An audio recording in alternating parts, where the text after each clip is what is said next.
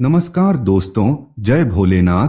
स्वागत है आप सभी का फिर से एक बार हमारे इस YouTube चैनल पर। दोस्तों, आज कुंभ राशि के महाराशिफल के बारे में बात करेंगे, यानी कि आने वाला समय कुंभ राशि वालों के लिए कैसा रहेगा।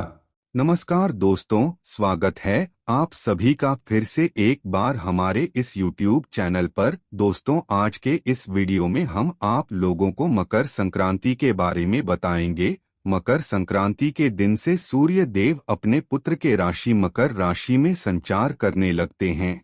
आपको बता दें, भगवान सूर्य को हनुमान जी का गुरु माना जाता है।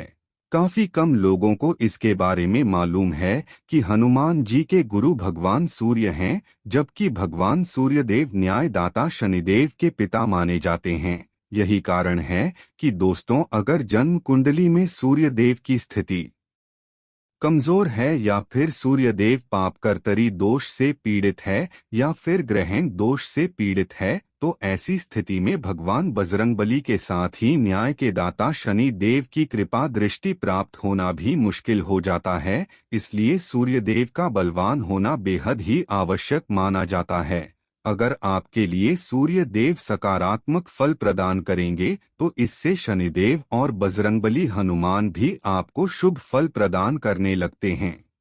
अगर आप भी अपने पराक्रम को बेहतर बनाना चाहते हैं, तो दोस्तों, ऐसे में आप सूर्य देव को प्रसन्न करना चाहिए। वैसे तो सूर्य देव को प्रसन्न करने के लिए कई प्रकार के उपाय और प्रयोग किए जाते हैं, लेकिन दोस्तों, मकर संक्रांति का दिन बहुत ही शुभ दिन होता है सूर्य देव को प्रसन्न करने के लिए। मकर संक्रांति के दिन सूर्य देव का दिन होता है। इस दिन पिता पुत्र का मिलन होता है। सूर्यदेव ग्रहों के राजा होने के साथ साथ शनि देव के पिता हैं। जैसे ही मकर राशि में सूर्य देव गोचर करेंगे, वैसे ही कुछ लोगों की किस्मत चमकने लगेगी। दोस्तों, कभी कभी क्या होता है कि जो शुभ दिन होते हैं, उस दिन लोगों से कुछ गलतियां हो जाती है, जिसकी वजह से जीवन भर दुर्भाग्य उनका साथ नहीं छोड़ता। अगर आपका भी दुर्भाग्य साथ नहीं छोड़ रहा है, तो आपको समझ जाना चाहिए कि आपने पूर्व में ऐसे किसी शुभ दिन पर कुछ ऐसे कार्य किए हैं, जिससे आपको इस प्रकार से दुर्भाग्य का साथ देखने को मिल रहा है। यानी कि दोस्तों, कुछ सावधानियां बरतनी आवश्यक होती है। शुभ मुहूर्त और शुभ तिथि में तभी जाकर के पूजा का श्रेष्ठ और पूर्ण फल प्राप्त होता है। तो दोस्तों, ऐसे में मकर संक्रांति के दिन भी आपको कुछ गलतियों को करने से बचना चाहिए। तभी जाकर के आप जो भी उपाय और प्रयोग करेंगे, उससे आपको लाभ देखने को मिलेगा। आज के इस वीडियो में हम आप लोगों को एक ऐसे ही शक्तिशाली और प्रभावशाली मंत्र के बारे में बताएंगे, जिसे अगर आप मकर संक्रांति के दिन पूरा सात्विक रहते हुए उच्चारण करते हैं, तो इससे आपके जीवन में भगवान सूर्यदेव के साथ ही शनिदेव की कृपा दृष्टि पूर्ण रूप से आने लगेगी। इससे बड़े से बड़ा शत्रु समाप्त हो जाएगा, आपकी सभी प्रकार की परेशानियां दूर हो जाएंगी। लेकिन दोस्तों, कुछ सावधानियां आपको बरतने की आवश्यकता है, तभी जाकर के आपको मकर संक्रांति के दिन किए गए सभी उपायों का लाभ प्राप्त होगा। दोस्तों, अगर जीवन में सफलता प्राप्त करना चाहते हैं, तो ऐसे में सभी नवग्रहों का बलि होना आवश्यक नहीं माना जाता। कोई एक भी ग्रह अगर आपको पूरा का पूरा फल प्रदान कर रहा है, तो भी आप सफल हो जाएंगे। इसके लिए आपको अपने बलि ग्रह को पहचानने की आवश्यकता है। अगर आप इस वीडियो में बताए गए मंत्र का उच्चारण करेंगे पूरे विधि विधान के साथ उपाय सहित, तो दोस्तों, आपको निश्चित रूप से भगवान सूर्यदेव और न्याय के दाता शनि देव की कृपा दृष्टि प्राप्त होगी, जिससे आप अपने जीवन के हर क्षेत्र में तेजी से तरक्की करते हुए आगे बढ़ेंगे। कभी कभी लोग अनजाने में कुछ ऐसी गलतियां कर देते हैं, जिसकी वजह से भविष्य में चलकर के उन लोगों को उसका खामियाजा भुगतना पड़ता है। इसलिए मकर संक्रांति के दिन इन गलतियों को आपको करने से बचना चाहिए। अगर सूर्य और शनि ग्रह खराब हो जाते हैं, तो इससे जीवन में संघर्ष बढ़ जाता है। कोई भी कार्य समय पर पूरा नहीं होता, ना ही दाम्पत्य जीवन का सुख प्राप्त होता है, और ना ही पारिवारिक जीवन का सुख प्राप्त होता है। सरकारी क्षेत्र में भी हमेशा व्यक्ति को नुकसान ही होता है, इसलिए इन दोनों ग्रहों का बलवान होना बेहद ही आवश्यक माना जाता है। तो दोस्त, तो 15 जनवरी 2023 को सूर्य देव अपनी वर्तमान धनु राशि को छोड़कर के अपने पुत्र की साधारण राशि मकर राशि में प्रवेश करेंगे। जैसे ही सूर्य देव मकर राशि में प्रवेश करेंगे वैसे ही सभी प्रकार के शुभ कार्य प्रारंभ हो जाएंगे। आपको बता दें, मकर संक्रांति का त्योहार पूरे धूमधाम के साथ 15 जनवरी को मनाया जाएगा। बता दें, मकर संक्रांति का पुण्य काल मुहूर्त 15 जनवरी को सुबह 06:47 पर शुरू होगा और इसका समापन शाम 05:40 पर होगा। वहीं महापुण्य काल सुबह 07:15 से सुबह 09:06 तक रहेगा।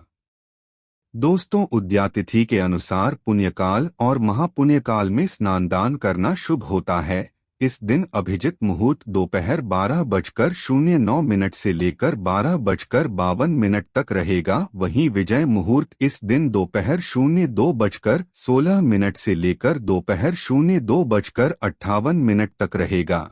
दोस्तों, मकर संक्रांति के दिन आपको भूल कर के भी बासी खाना नहीं खाना चाहिए, क्योंकि बासी खाने से आपको रोग लगने की संभावना बढ़ जाती है और सूर्य को आरोग्यता का कारक माना जाता है। इसलिए आपको इस दिन बासी भोजन का सेवन करने से बचना चाहिए। अगर आप इस दिन बासी भोजन का सेवन करते हैं तो इससे आपके अंदर चिड़चिड़ापन, गुस्सा, नकारात्मक ऊर्जा हावी होने लगता है। इसके साथ ही मानसिक संतुलन बिगड़ जाता है और पूरा साल बीमारी घेर लेती है। इसलिए दोस्तों, बासी भोजन का सेवन बिल्कुल भी ना करें। और कई प्रकार की ऐसी गलतियां होती है जिसे आपको मकर संक्रांति के दिन नहीं करना चाहिए।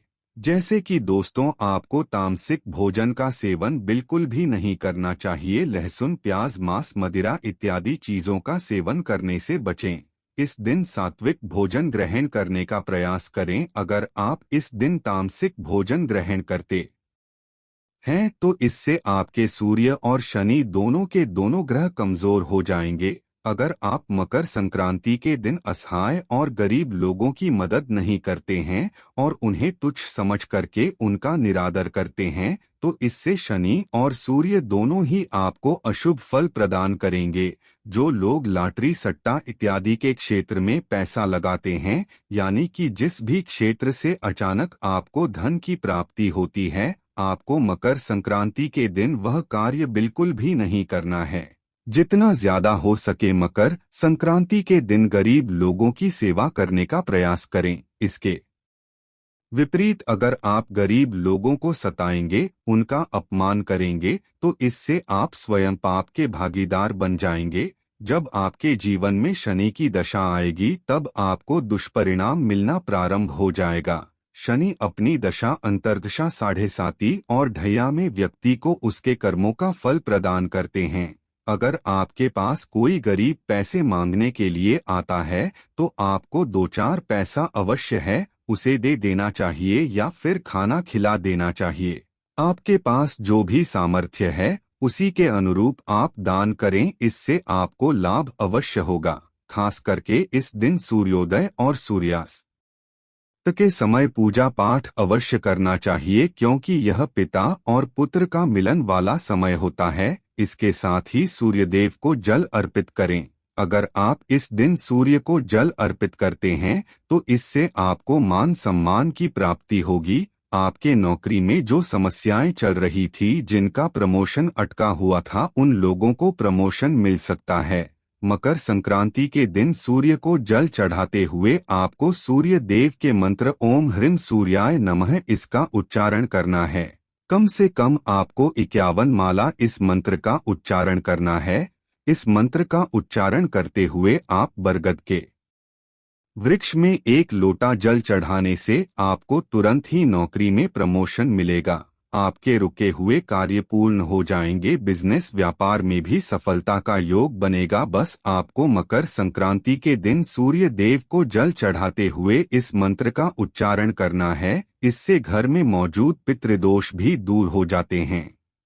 पितरों की आत्मा को शांति मिलती है। आपको बता दें, इस दिन भगवान सूर्य देव के साथ ही भगवान विष्णु की पूजा करने का विधान भी है। इन दोनों की कृपा से आप अपने हर कार्य में सफलता की प्राप्ति करेंगे। इसके साथ ही दोस्तों, आप जिस समय सूर्य देव को अर्घ्य प्रदान करेंगे, उस समय आपको 1 लोटा जल में गुड़ और गुलाब की पत्तियों को डालकर के अर्घ्य प्रदान करना है और उसी समय अपनी मनोकामना बोले। इससे आपकी मनोकामना शीघ्र ही पूर्ण होगी।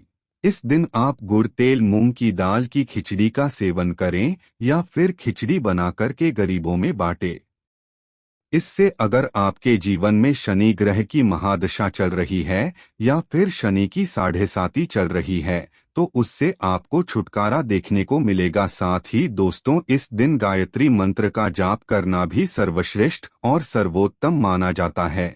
अगर आप इस मंत्र का उच्चारण करेंगे तो आपको अपार शक्तियां प्राप्त होंगी। जो लोग त्राटक करते हैं, उन लोगों के लिए यह दिन काफी विशेष रहने वाला है। किसी भी मंत्र को इस दिन वे लोग सिद्ध कर सकते हैं।